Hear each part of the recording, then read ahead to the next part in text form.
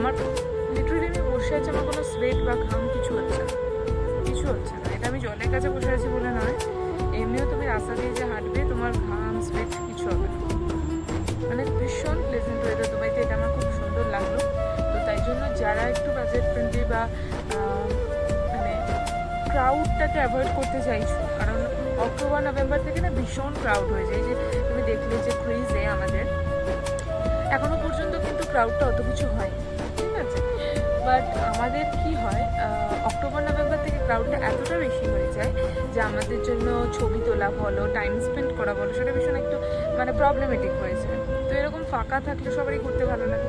তো আমি বলবো তোমরা একেবারে যদি এপ্রিল ফেব্রিলে না আসো, এপ্রিল ফেব্রিলে গরমটা হয়তো আরও একটু বেশি, তো তোমরা কিন্তু এই পুজোর আগ দিয়ে বা পুজোর সময়টা মানে অক্টোবর, তারপরে অক্টোবরে একটু ভিড় হয়ে যাবে পুজোর টাইমটা বলে, পুজোতে অনেকে বেড়াতে আসে।